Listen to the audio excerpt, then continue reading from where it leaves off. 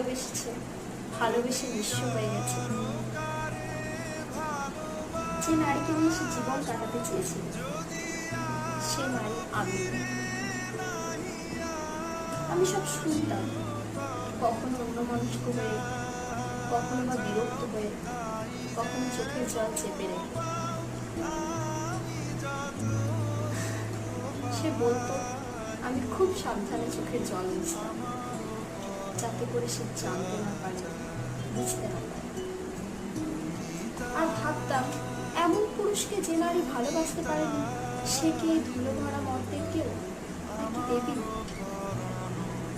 তাকে আমি পাইনি, নতুন করে তা বলার অপেক্ষা রাখে না। তাকে আমি পাইনি তেমন করে, যেমন করে সে পায়নি সেই নারীটিকে।